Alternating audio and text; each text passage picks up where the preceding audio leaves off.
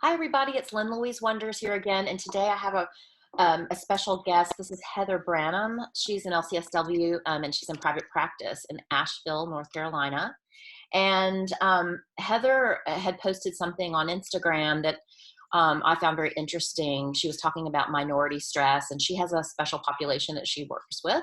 And so, Heather, I wondered if you would just tell us a little bit about the population that you see and serve in your private practice, and then talk to us a little bit about this concept of minority stress and how that's relevant, especially at this time during this pandemic. Sure.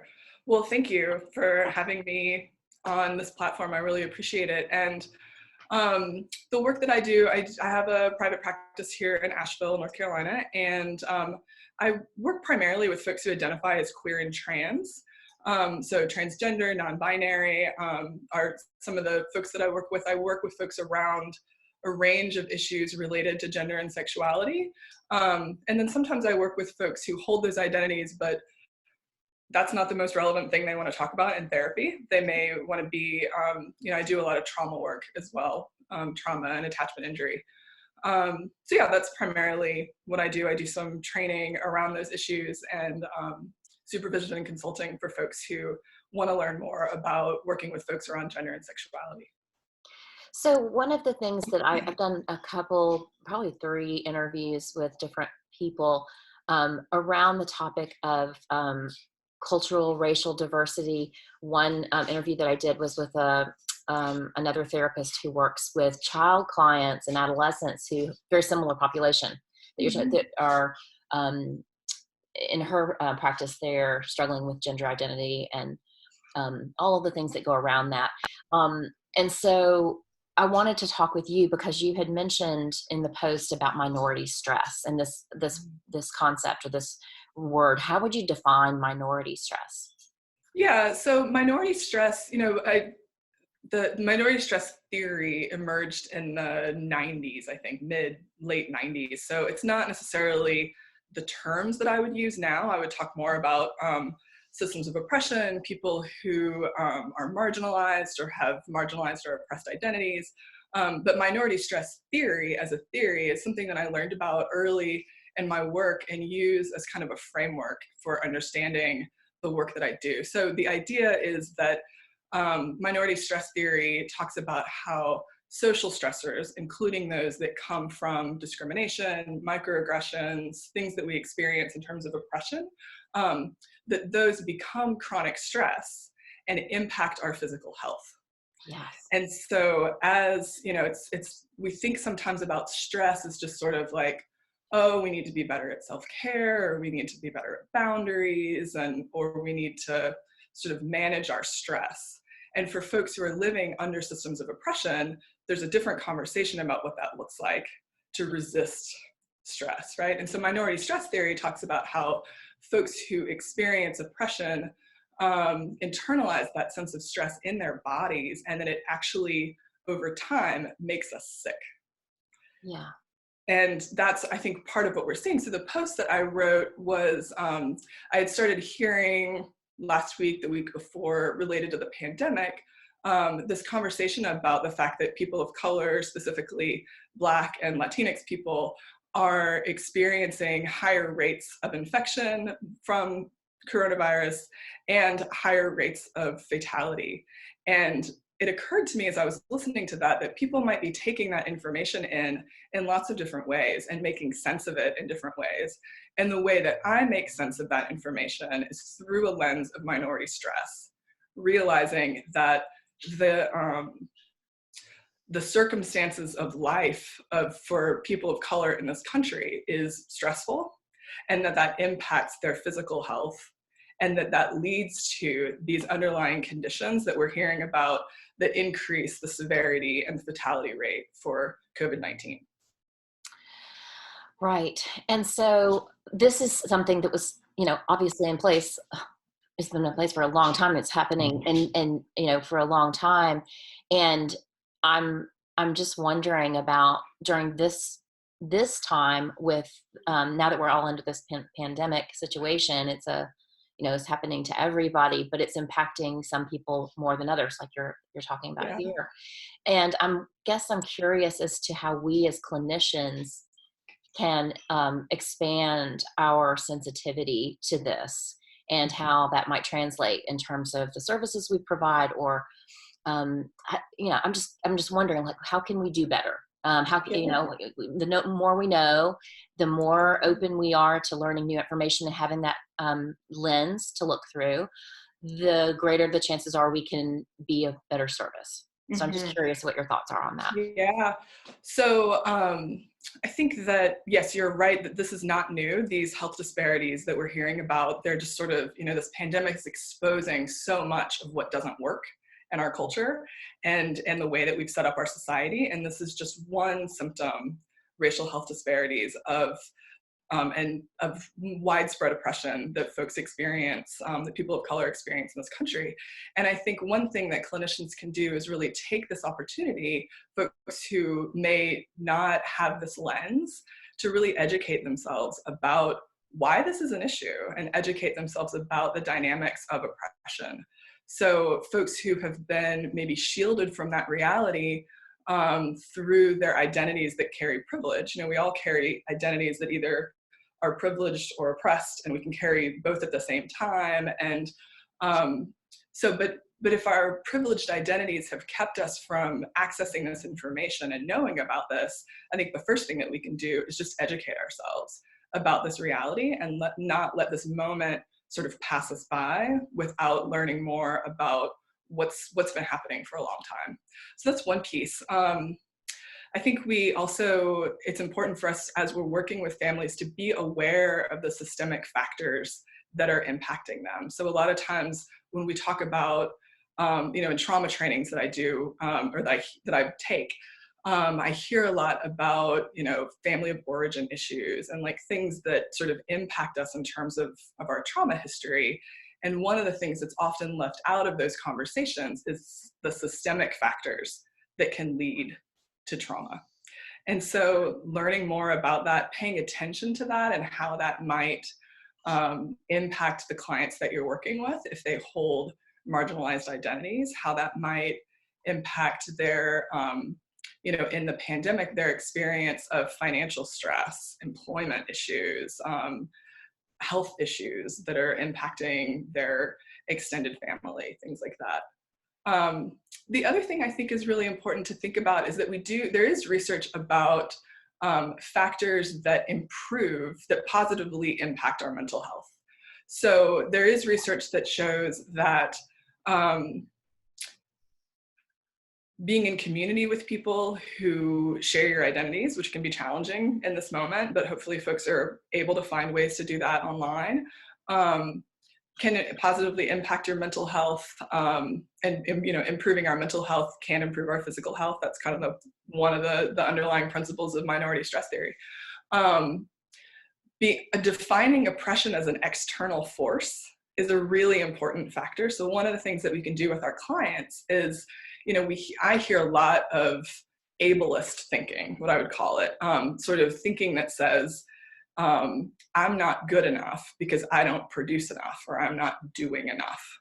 And I think being able to push back against those thoughts, not just as beliefs or negative cognitions, but of internalizations of a larger conversation or a larger system of oppression that's saying you're not enough because you don't do X, Y, and Z. And really externalizing that internalized message of oppression and having folks be able to see that as an external force and how it impacts their lives and their communities is a way that we can help folks positively impact their mental health. So, excuse me, I Yeah. want to interrupt you for just a Yeah. second, because you used a term that I think a lot of people are not yet familiar with, and I so appreciate having this conversation with you and some of my other colleagues who are I'm getting an education too. I want to make sure that I'm being as conscious and as sensitive as I possibly can, and we just have to Yeah. keep learning. So you And used the please, term, if you use words that you don't understand, please let me know, and I'm yeah. happy to So try to. the term ableist is a Mhm. fairly new word to a lot of people that I know. Yeah. I wondered if you could, because I think that there's a lot of people like yourself that have, and I also noticed you and someone else I just talked to yesterday used the term Latinx with an X Hmm. on the end. Yeah. That's new for me. And so Yeah. Yeah. it's like, oh, tell us. So those are two things I want to ask about. So the word ableist, what does that mean? Yeah, so the way that I think about that, I think about ableism as part of a larger system of oppression that sort of the sibling systems of oppression of white supremacy and capitalism. Okay. We're going to get a little political sciencey here, but our culture is built upon the foundation of those two systems: white supremacy and capitalism.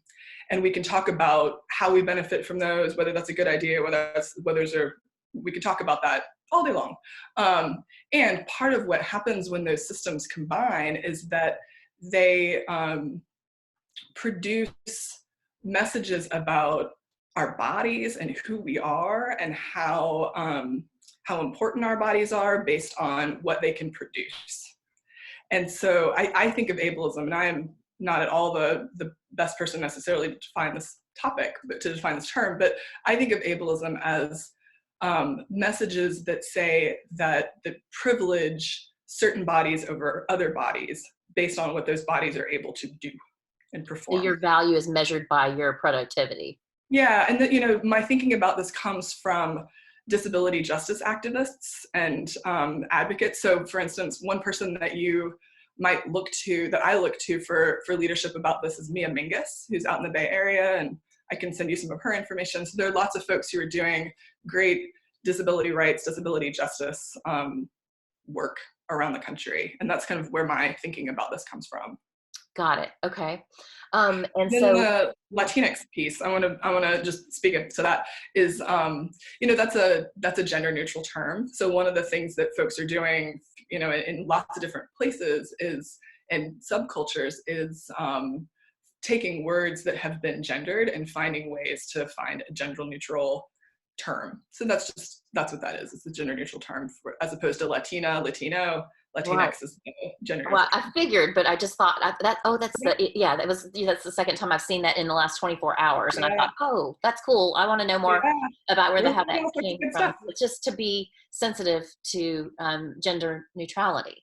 So that Mm-hmm. we're, okay. So it's all of this is about equalizing as much as possible, I guess, or trying to, or at least striving to try to have, I mean, ultimately, it's not equal. It probably will never be equal. I would say Um, justice is the thing that I'm curious about. Say As more. opposed to equality, I'm Okay. interested in, as I'm a social worker, Uh-huh. and one of the first values in the social worker code of ethics is social justice, and the first ethical principle is that social workers challenge social injustice. So Yes. that's part of what I'm curious about, and what I sort of take as my call to action is to pay attention to social injustice where I see it and use whatever platforms I have to kind of shine light on that and help educate people about the injustices that are around. So justice in terms of fairness. So fair doesn't necessarily mean equal, and equal Hmm. doesn't And justice necessarily mean doesn't necessarily mean fair. We could have a whole other conversation about that, but okay. yeah. Yeah, there's just so much, and I think that it's important for us to ask these questions and to, so like I said, because ultimately I think as clinicians we have an obligation, an ethical obligation, in my opinion, a human obligation to be able to be as aware as we can. And a lot of injury happens out of ignorance, Hmm. of lack of knowing. And so that's why I wanted to have this conversation today. Yeah. Um, so the minority stress that theory that you were talking from, so the stress that those who are already oppressed are feeling is amplified during this pandemic Hmm. because obviously there's layers and layers of stress. And you also mentioned to me before we started recording this that the services that are available are less. Can you talk a little bit more about that and how we might be able to fill that gap? Yeah, well, I think like I said earlier, this pandemic is just exposing so much of like gaps in our safety net, gaps in how folks can take care of themselves when they're not able to work, gaps in how folks can care for their health when they have to continue working.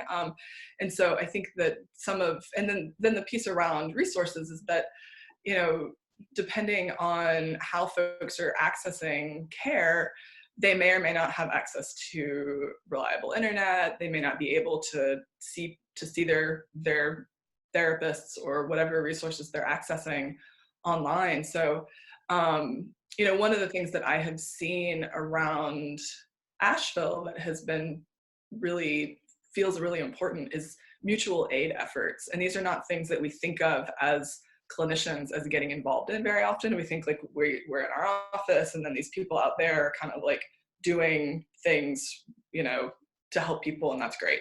And I think it's really important for us to be educating ourselves about who are the people who are helping people outside of the systems that we work in the places where we are, because the systems that we work in are often not nimble enough to be sort of working through a crisis like this.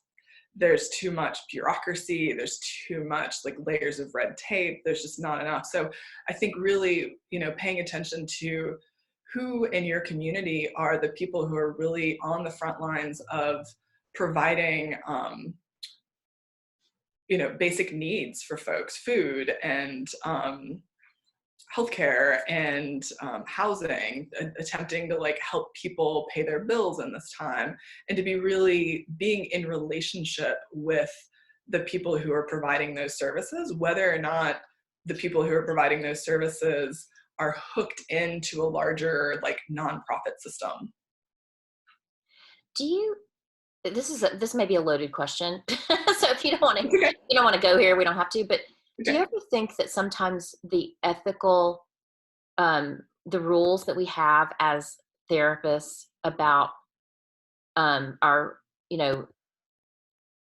professional role and staying in our role and not having dual relationships, and I'm not talking about like being buddy friends. I'm talking about like, do you ever think that maybe sometimes this is restricting us from being able to be of service in a time of crisis where we might need to, um, maybe Yeah. what if we can't, aren't able to make that referral and get that person to that other person who can help them with that thing? Our rules sometimes stop us from being able to do certain things or to, I don't know. Mhm. It's just a thought that I had. I just Yeah. wonder. Well, I think that one thing I'm aware of is that, especially for those of us who are trained as social workers, and I can only speak as a social worker, but there's a lot within our role and within our professional boundaries and codes of ethics that we can do that Mhm. we may or may not see as part of our role Mhm. to challenge social injustice and to be in relationship with people who are providing those ground level services, whether or not that means sort of us connecting directly with clients but really being in deeper relationship with the communities that we're working in. And I Yeah. think there's a lot that we can do within our roles, that I think honestly, I'll speak for myself, get sort of complacent about in times of where we're not in crisis. And then moments like this are like, oh wait, it would have helped a lot to actually know where to go for some of these things. And that happens in deep relationship and in relationship with people in the community. So I think what I'm hearing is that one of the things we could do is to lean more into the community, to Mhm. know about these organizations that and outreach and whatever is available, and to be very well connected so that we Mhm. can get clients to where they need to go for help, instead of staying isolated in our little offices in our houses doing telehealth sessions and being done Absolutely. with that session. We need to be a little bit more linked. I think that's helpful. I think that definitely moves us in the direction of, it's hard to know how to challenge social injustice if we're sitting in our offices not really connected with the injustices that may be happening in the world, if they just don't sort of land in our office. So I Right. think it takes a little, for those of us whose marginal or privileged identities sort of protect us from that injustice, I think we've got to seek out more intentionally understanding and knowledge about these issues. So there's an irony that this pandemic, for me, that Mhm. this pandemic is, on one hand, it's amplifying um, the injustices, which is amplifying the stress for people who are oppressed. And at the same time, I guess the irony is it's amplifying an opportunity. It's sort of that crisis opportunity with the Chinese kanji. Um, it's both crisis and opportunity. So the opportunity Mhm. is for us to learn, and to expand our awareness and to lean in and link in and get connected to the community and challenge. Even though I'm not a social worker, I completely agree and appreciate your training and your code of ethics. We don't as counselors, we don't necessarily have that in our training, but I think as a human being, it's my role. I do feel sometimes that there is sort of, and I don't know if it's just the way we were trained traditionally, or if it's just the way society has laid it out. But I think you're absolutely right when you talk about how there's a tendency for us to kind of stay in our box. You didn't say that, that's my words, but kind of stay in our lane so much that we're missing an opportunity to be of greater service outside Yeah. of this. Yeah. Yeah. Yeah. Yeah, and part of how I think about it is, one of my kind of guiding principles of my work, and this is related to justice, is like, how can I, in my work, be an instrument of love? And I think part of the question I would want folks to ask themselves as they're learning about the injustices that are happening, especially during this pandemic, is like, how can I, in my work, be in more loving relationship with the people in my community, with the people with marginalized identities in my community, with communities of color? Like, how can I be in right and loving relationship? And what does that look like in my particular work? Yeah. Heather, thank you so much for meeting with me today. This has Yeah, been a really rich conversation, and obviously we absolutely. could go Thank on for you. hours, but I don't want to take up any more of your Yeah, time. Or do you ever have make available your time for consultation for other professionals who might want to meet with I you do. and learn more and enrich themselves? I do. So I offer consultation. I'm actually working on, before all this started, I was putting together an online monthly consultation group called Trauma, Oppression, and the Therapeutic Relationship, where we're going to talk about all of these issues together. Mhm. It was supposed to start soon. I think I'm going to push it back to May, but that's starting as sort of an ongoing group conversation. And I also offer clinical supervision to folks who are working towards their license as social workers. Okay, so what I'll do is when I publish this video, I'll make sure that we have a link to where they can go and find you Great. and either sign up for your consultation group, sign up for a private consultation if you offer that, and then if they're interested in supervision as well. Great. Thank you so Yeah, thank much, you so Heather. much for having this conversation. I really appreciate it. I appreciate you being here. Thank you. Thanks.